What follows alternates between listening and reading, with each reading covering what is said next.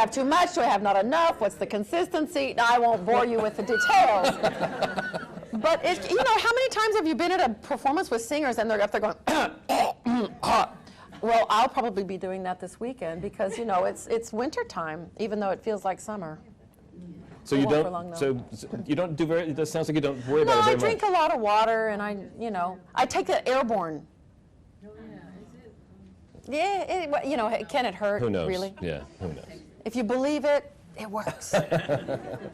And plus, my mother tells me to take it every time I get on an airplane. So. And the other part of taking care of your voice, you mentioned coaching earlier. How often do you go for coaching? Whenever I'm in New York, I go twice a week. Really? With my teacher. This isn't a coaching, it's a lesson. My teacher is Marlena Mollis, and she's been my teacher for 20 years. And in my humble opinion, she's the best teacher in the world. And every time I go to have a lesson, I learn something new. And that's not because I'm stupid. I don't think any of us do that connection. Well, it's just because, you know, and I was telling, there's a young singer who works in the administrative offices at the New York Philharmonic. And I was telling her today, you know, she said she was listening to me sing, and she was talking about, oh, you know, your middle register seems so well lined up. And I said, well, that's because of, you know, a lifetime of trying to keep the voice lined up and all that kind of thing. And she said, well, is it something that you continue to work on in your lessons? And I said, I don't know how anybody gets through their 40s without a teacher, because everything changes. I mean, the human voice is obviously a mercurial thing, and it is subject to changes in the weather, changes in your mood, changes in the food you ate yesterday, changes in if your pants are too tight, I don't know. But it's a very delicate instrument, and especially as you go through life and the different phases that you go through life, you know, you can't run as fast as you did when you were 20, and you can't sing the same way you did when you were 20. So I find it's just fascinating. It's like a different instrument than it was 10 or 15 years ago. Some things that were easier then are harder now, and some things that were harder then are easier now. But I remember 2 years ago, I was singing the composer in Ariadne at the Met. And I was singing with Thomas Allen. He was the music master. And he's an old friend, and we've sung together for a long time. And you know, we were in the rehearsal room downstairs, and you know, you don't really invest everything you've got in that rehearsal room downstairs, because it's a weird acoustic, and you just feel like you're yelling down there, and it just doesn't feel good to really sing out fully in that room.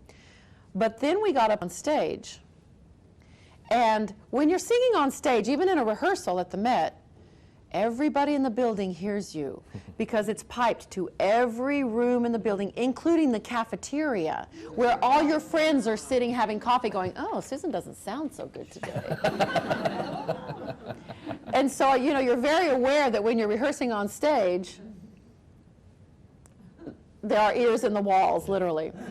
So before we had that first stage rehearsal, which started at 11, I had a lesson at 9. I went to my voice teacher, and I said, okay, you know, because the composer in Ariadne is hard. It's really high, and it's very sort of bombastic, and then there's also some very delicate singing. So I had to work it out. And by 11 o'clock, I was feeling really good, and I learned a lot about singing that role, because it had been about 3 years since I'd sung it, a different experience. So I got up on stage, and I was singing the rehearsal, and it was, you know, all the cylinders were pumping, and everything was going very well. And it was very different than it had been downstairs in the rehearsal room, because I was actually singing it. At the break, Tom Allen comes up to me and he says, what did you have for breakfast? And I said, I had a voice lesson for breakfast. And he said, really, you went? I said, I don't, you know, this is a completely different experience than the last time I sang it.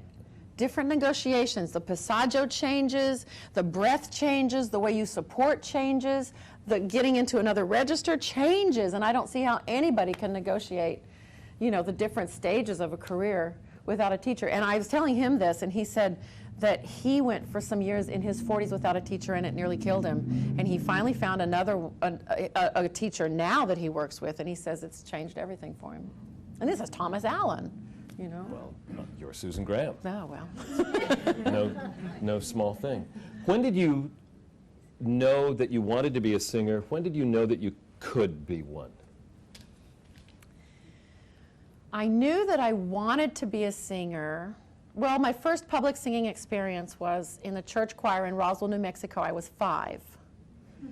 And we were singing Away in a Manger at the little angel choir, and I think I had on a halo made of tinsel.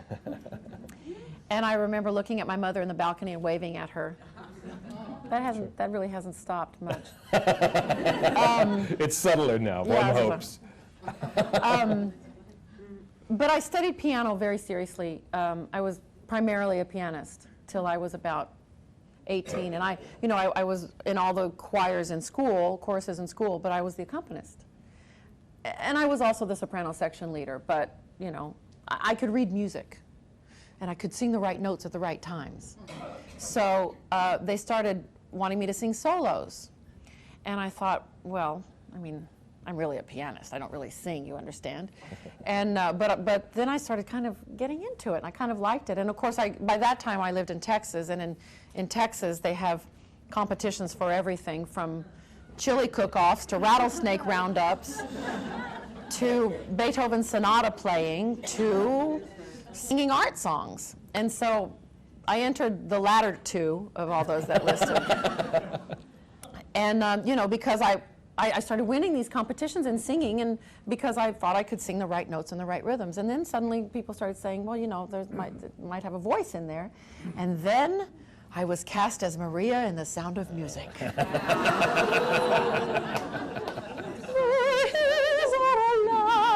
Alive with the sound of music. See, I told you I might sing.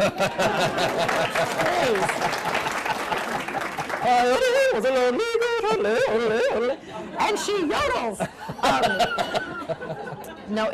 And the bug bit me. And then I thought, piano, who needs that? Who needs to sit behind a big instrument when you can be in front and make eye contact?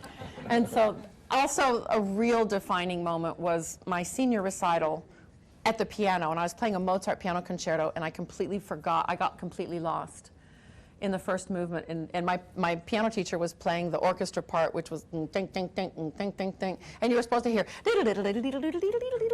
and all you heard was ding, ding, ding, ding.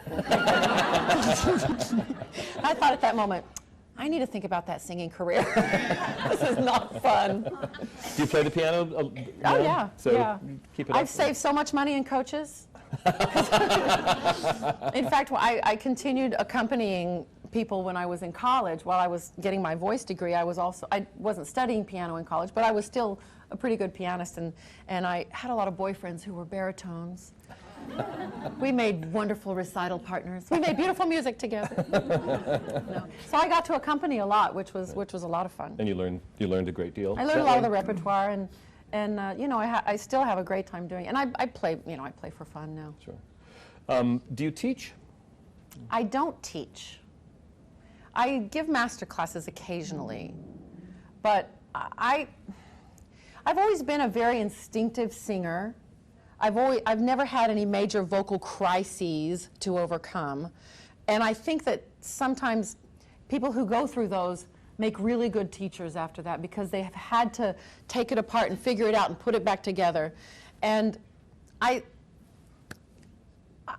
love to think about teaching interpretation. That's why I like to do master classes. I love to talk about poetry, and I love to talk about musical intention, and I love to talk about expression and how to make a word or a feeling come alive. That's really my passion. I'm not really interested in getting someone to lift their palate through the passaggio. While that's very important, I'm just not good at it. I'm not good at articulating those kinds of things. And I know my limitations. Well, I didn't want to put you on the defensive with that question, because I think Did I sound defensive? I didn't sound defensive. I'm not